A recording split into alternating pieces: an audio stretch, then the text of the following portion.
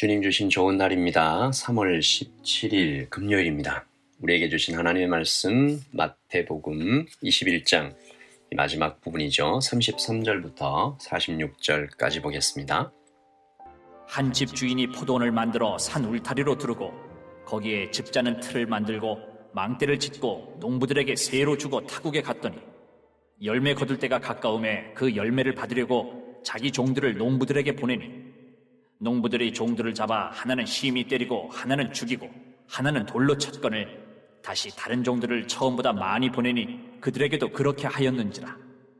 후에 자기 아들을 보내며 이르되 그들이 내 아들은 존대하리라 하였더니 농부들이 그 아들을 보고 서로 말하되 이는 상속자니 자 죽이고 그의 유산을 차지하자 하고 이에 잡아 포도원 밖에 내쫓아 죽였느니라.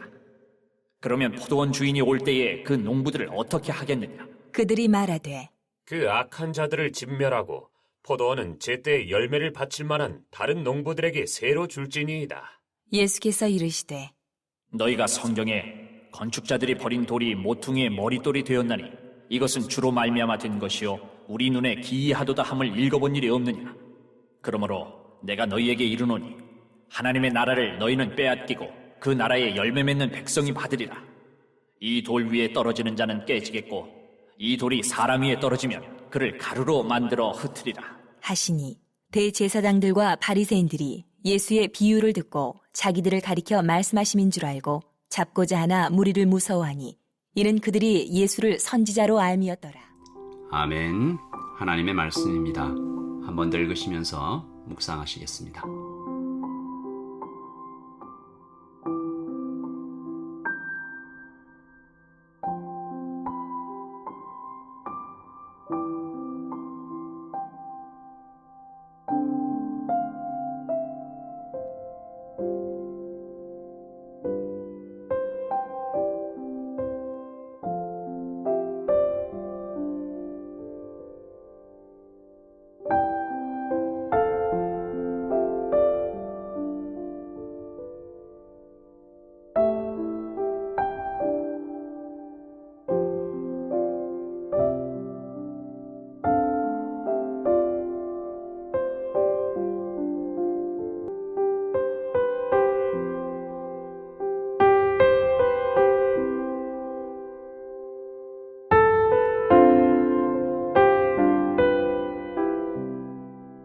어제 주님께 막 쳐들어왔던 사람들이 있었습니다. 제사장들이죠. 네가 무슨 권위로 이런 일을 하느냐라고 물었는데 예수님께서 이 제사장들, 백성들의 장로님들 굉장히 이렇게 사랑하시고 돌아오길 원하셔서 첫 번째 비유로 설명을 해주셨죠. 근데 오늘 두 번째로 또 들려주시는 비유입니다. 어제의 비유는 첫째 아들, 둘째 아들, 예 해놓고 안 가는, 가지 않는 첫째 아들과 아니요 해놓고 나중에는 뉘우치고 순종했던 둘째 아들이 어제의 비유였죠. 주님은 그들에게 둘 중에 누가 순종했느냐라는 질문을 던지십니다.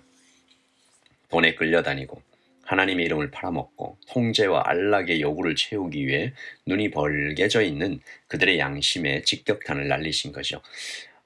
그런데 안타깝게 알아듣지 못합니다. 주님께서 그래서 오늘 한 번 더 말씀하시는 겁니다. 이 주님께서 말씀하시고 또 말씀하시고 이렇게 하시는 것들을 보면 오늘 아침에 이 하나님의 말씀을 듣는 자리에 나오신 여러분들은 정말로 한 번 말씀하실 때, 주께서 말씀하실 때 우리가 잘 알아듣기를 기도합시다. 실수하는 것, 두려운 것 아닙니다. 마비된 양심이 두려운 것이죠. 무섭습니다. 타고난 성품이 문제가 아닙니다. 우리의 눈과 귀가 닫혀버리면 심각한 거죠. 주님께서 오늘 아주 강력한 비유를 들려주시는데 이 포도원 비유입니다. 포도원 주인과 농부들이 등장하죠. 주인은 농부들에게 포도원을 맡깁니다. 그러니까 취직을 시켜준 거죠. 이 주인은 좀 이따 살펴보시겠지만 굉장히 인자하고 사랑이 많고 그러므로 아주 페이도 좋았을 것입니다.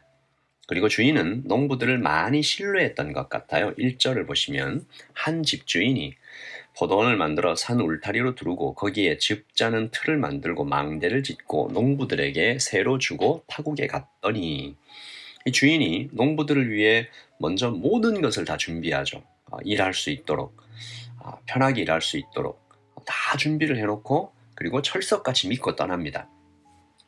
오늘 말씀에 타국에 갔더니라고 할 때 이 갔더니라고 번역된 단어는 아주 긴 여행을 의미합니다. 어떤 학자는 아마 갓 심은 포도나무를 맡기고 떠났으므로 2년 혹은 3년 정도 걸리는 그런 여행이었을 것이다 라고 추측하죠.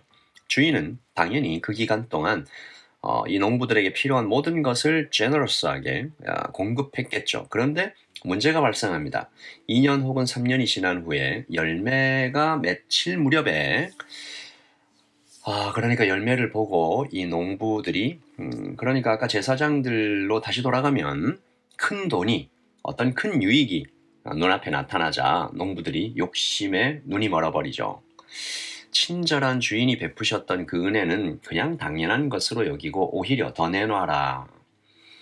이거 못 준다. 이거 우리 거다. 농부들은 주인이 보낸 종들, 그러니까 열매가 맺혔으니까 이제 열매 정리해서 이 수익을 달라. 주인이 보낸 종들을 때리고 죽입니다. 오늘 말씀 보십시오. 35절 농부들이 종들을 잡아 하나는 심히 때리고 하나는 죽이고 하나는 돌로 쳤거늘. 그러니까 적어도 3명이죠. 그런데 여기서 이해되지 않는 것은 주인의 태도입니다. 그 다음에 36절 보시니까 다시 다른 종들을 처음보다 많이 보내니, 그러니까 적어도 3명 이상 보냈어요. 그러므로 지금 그냥 단순하게 수학적으로 산술적으로 계산을 해봐도 6명 이상, 적어도 10명 정도가 죽고 다치고 뭐 이런 일이 생긴 거죠. 죽임당하는 곳에, 맞는 곳에 종들을 계속 보냅니다. 어리석은 건가요? 잔인한 주인인가요? 그냥 이 포도원에 있는 돈만 거두면 된다. 너네들 목숨은 어떻게든 상관없다. 이런 주인입니까? 아니죠. 37절을 보십시오. 후에 자기 아들을 보내며 이르되 그들이 내 아들은 존대하리라. 죽임당하는 곳에, 죽임당할 수 있는 곳에, 아니 이미 그런 위험이 있는 곳에 자신의 아들을 보냅니다. 여러분 어떤 마음인지 이해되실까요? 주인은 농부들에게 말도 안 되는 은혜를 베풀고 있는 거죠. 내 아들이 위험에 빠지는 한이 있더라도 나는 저 농부들을 구하고 싶다. 아마도 오늘의 비유를 듣는 사람들은 그런 주인이 어디 있냐? 아마 종 한 명만 때렸어도, 종 한 명만 죽었어도 군대가 동원됐겠죠. 군대가 동원됐습니다. 하지만 우리 여기서 나오는 이 주인께서는 자신의 아들까지 보내시면서 그 농부들을 살리기 원하셨던 것입니다.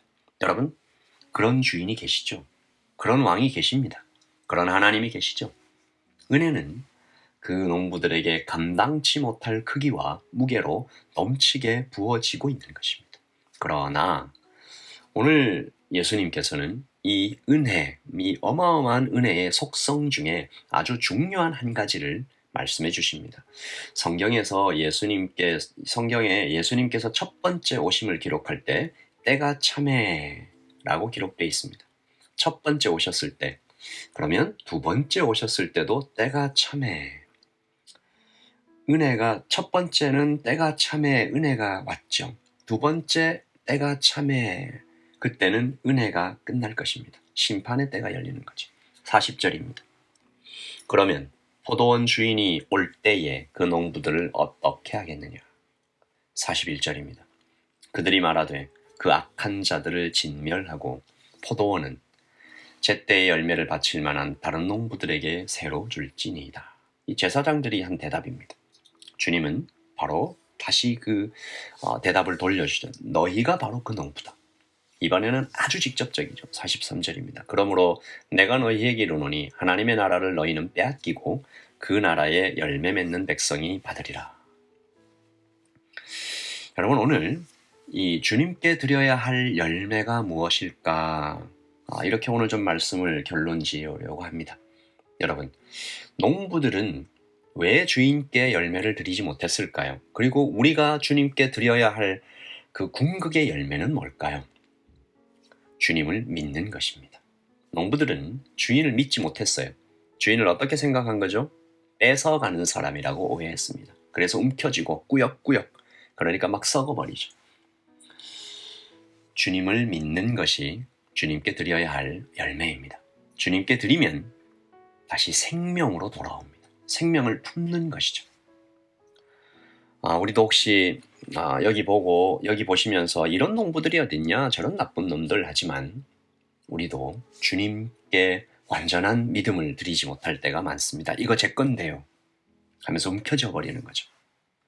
주님께서 나의 것을 이렇게 가져가시는 분, 뺏어가시는 분, 내가 좀 뭘 좀 즐기려고 하면 그냥 막으시는 분, 이렇게 생각할 때가 혹시 없는지 모르겠습니다.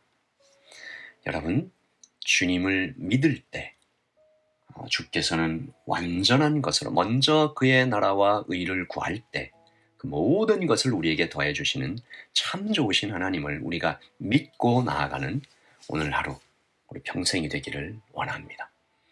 제가 한번 기도하겠습니다. 하나님 아버지, 농부들은 주인을 믿지 못했습니다. 뺏어가는 분이라고 오해했습니다. 그러나 오늘 우리는 주님께 고백합니다.